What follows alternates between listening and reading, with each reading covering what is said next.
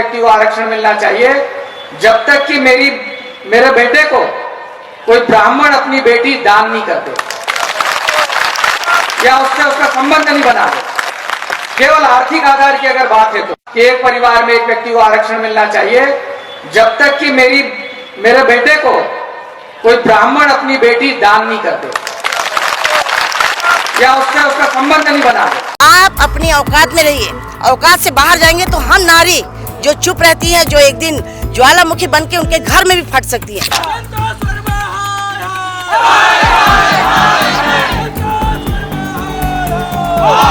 इनकी खुद की बेटियां वगैरह नहीं है क्या इनके घर में? ब्राह्मणों के बेटी के लिए जो इतना गंदे शब्द उपयोग में ला रहा है, ये सभी की बेटी को किस नजर से देखता होगा? अरे तुम IAS हो के फिर क्या तुम न्याय देते होगे जब इस तरह की भाषा स्वयं उपयोग में लाते हो? तो तुम अपने समाज की लड़कियों को दोगे क्या? किसी के साथ संबंध बनाने दोगे? तो ये इस तरह की बातें कितनी छोटी और ऊंची मानसिकता है। मतलब मुझे तो शर्म आती है ये बोलने में, जिस तरह से उन्होंने वक्तव्य दिया है। इस प्रकार का अनर्गल बात करने का, वो भी एक IAS अधिकारी, आपका तो भारतीय प्रशासनिक पद का जो मेडल है उसको बिल्कुल छीन लेना चाहिए भारत सरकार। तभी इन लोगों के साथ बहुत सारे नाम भी जुड़ते रहते हैं, बहुत उम्र के हो जाते हैं उसके बाद भी। ब्राह्मण समाज के ही लोगों को क्यों टारगेट किया जाता है? आरक्षण, ब्राह्मण समाज, ये सब चीजों को एक्चुअल में होता ये है कि इनकी बुद्धि उतनी तो है नहीं, ये हमसे लड़ाई लड़ नहीं सकते बुद्धि के तौर पे। वो अपने आप को क्या समझते हैं IAS अफसर होने के बाद? उसको तो सड़क में जूते पड़ने चाहिए मेरे हिसाब से। मैं आज समाज की तरफ से आह्वान करती हूँ सबको कि उनको सड़क पे जूते पड़ने चाहिए। ये बैठे यहाँ पर इस तरह से बोल रहे हैं मुस्टंडे लोग। कलेक्ट्रेट परिसर में अभी हम मौजूद हैं। मेरा नाम अर्चना है, आप सनातन न्यूज़ देखना शुरू कर चुके हैं। ये तस्वीरें आप देख रहे होंगे, जो भीड़ का माहौल है, ये सर्व ब्राह्मण समाज के लोग हैं। अब ब्राह्मण समाज के लोग कलेक्ट्रेट क्यों पहुंचे हैं और क्या कुछ कारण था, वो सीधा हम इनसे ही जानेंगे। महिलाएं हैं, महिलाओं से जानेंगे। आप सभी आज यहाँ पहुँची हुई है, क्या कुछ कारण था जिसकी वजह से आप लोग यहाँ आए?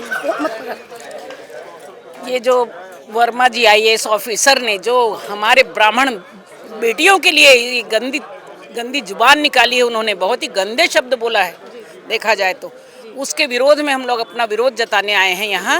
और कलेक्टर को हम ज्ञापन देने आए थे। कलेक्टर साहब की गैर मौजूदगी में हमने अपर कलेक्टर जी को दिया है ज्ञापन। इसके लिए हम चाहते हैं कि उस व्यक्ति को जो भी यहाँ से सरकार द्वारा दी गई होगी, जो भी उसको इनाम वगैरह जो भी पुरस्कार दिए गए, वो सब छीनने चाहिए ऐसे व्यक्ति को जिसके मन की सोच इतनी गंदी है, बहुत ही निंदनीय है। वो एक कोई क्लर्क वगैरह इस तरह की बात किया होता तो एक बार समझ में आता, अरे तुम IAS हो के फिर क्या तुम न्याय देते होगे जब इस तरह की भाषा स्वयं उपयोग में लाते हो? तो हम लोग उसी का विरोध जताने के लिए आज यहाँ आए हैं। हमारे प्रधानमंत्री जी कितना नारियों का सम्मान करते हैं, बेटियों के लिए कितने अच्छे अच्छे शब्द बोलते हैं, बेटी बचाओ बेटी पढ़ाओ, और ये बैठे यहाँ पर इस तरह से बोल रहे हैं मुस्टंडे लोग। हाँ, इनकी खुद की बेटियां वगैरह नहीं है क्या इनके घर में? ब्राह्मणों के बेटी के लिए जो इतना गंदे शब्द उपयोग में ला रहा है, ये सभी की बेटी को किस नजर से देखता होगा?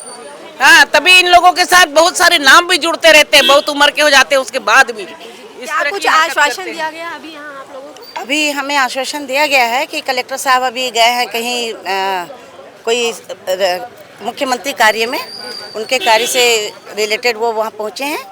आएंगे तो हम उन्हें बताएंगे और 2 दिन के अंदर हम आपको बताते हैं कि क्या इसके ऊपर एक्शन लिए हैं। और हमने कहा अगर 2 दिन के अंदर आप हमें कोई भी आश्वासन नहीं मिला तो हम आगे अगला स्टेप उठाएंगे, और उस स्टेप के लिए आप स्वयं जिम्मेदार रहेंगे कलेक्टर साहब।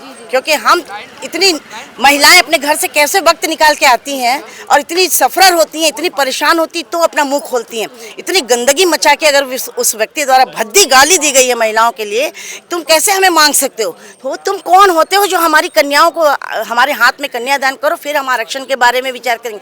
आप अपनी औकात में रहिए, औकात से बाहर जाएंगे तो हम नारी जो चुप रहती है, जो एक दिन ज्वालामुखी बन के उनके घर में भी फट सकती हैं, उनको ये बात का आगाह कराना होगा कि अगर तुम हमारी नारियों को, हमारी महिलाओं को, हमारी बेटियों को अगर उंगली उठाओगे या आप शब्द बोलोगे तो हम तुम्हें छोड़ेंगे नहीं, तुम्हारे घर घुस के फिर बताएंगे जो करना होगा। ब्राह्मण समाज के ही लोगों को क्यों टारगेट किया जाता है? आरक्षण, ब्राह्मण समाज, ये सब चीजों को क्यों? एक्चुअल में होता ये है कि इनकी बुद्धि उतनी तो है नहीं, ये हमसे लड़ाई लड़ नहीं सकते बुद्धि के तौर पे। ब्राह्मण जो बोलता है ना, ब्रह्म का जो सबसे बड़ा गुण हमें मिला गया है कि बुद्धि हमें कुट कुट कर भरी हुई है। हम हर व्यक्ति अपने आप को कहीं भी स्थापित कर सकते हैं, हम कहीं भी अपने आप को खड़े कर सकते हैं, देश हो या विदेश हो। ये चीज़ इनको हजम नहीं होती। ब्राह्मण जब तक रहेगा तो इनके ऊपर मंडराता रहेगा, ऐसा इनका विचार है। इनको आगे बढ़ने नहीं दिया जाएगा। जबकि भारत देश में आए हुए देखिए प्रधानमंत्री जी आज आरक्षण हो या ST/SC या छोटे लोगों को धन दौलत, हमें कोई फायदा नहीं हो रहा है। ब्राह्मण को कोई सरकारी लाभ नहीं मिलता। हम अपने बलबूते पे जीते हैं, अपने बलबूते पे काम करते हैं, अपने बलबूते पे आवाज बुलंद करते हैं। तो इन व्यक्तियों को बता दें कि ब्राह्मण एक तुम्हारे 100 पर भारी रहेगा। कभी ये ना सोचे कि ब्राह्मण हमारे इसके अंदर दब जाएगा।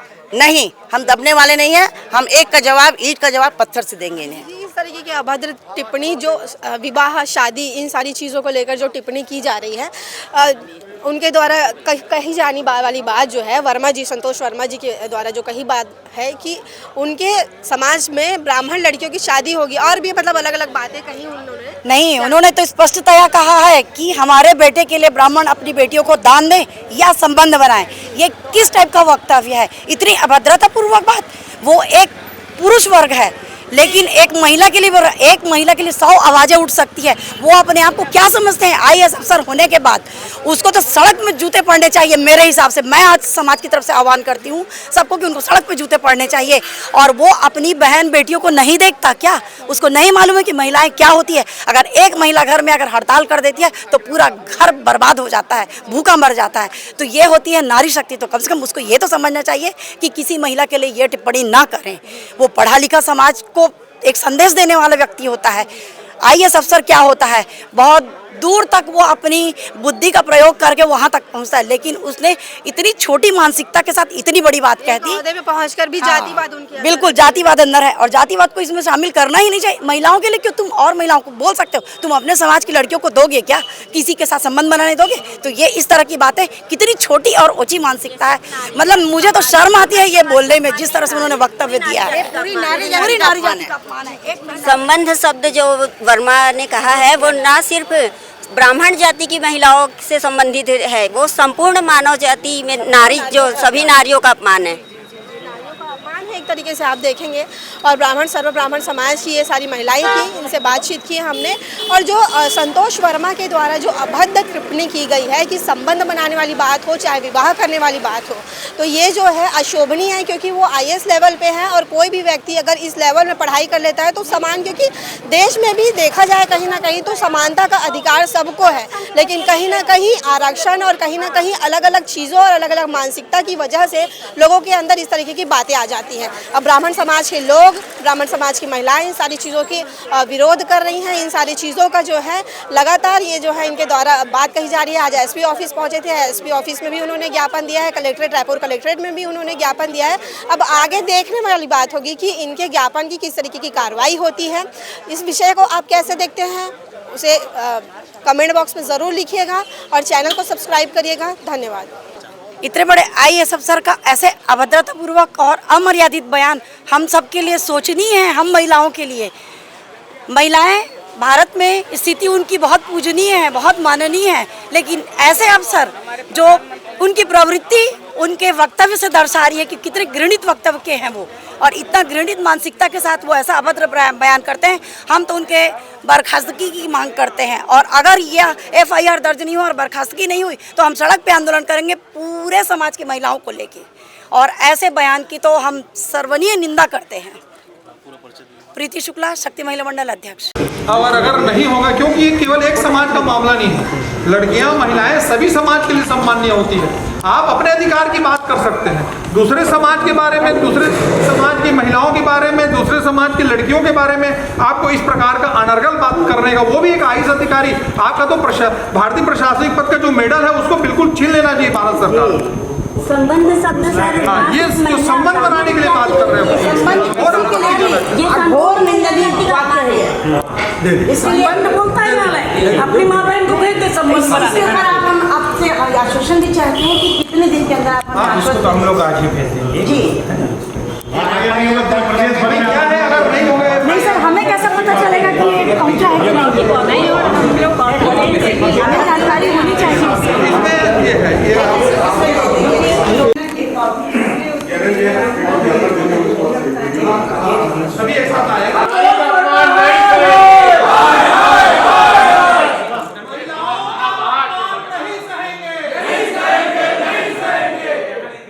संतोष वर्मा हाय हाय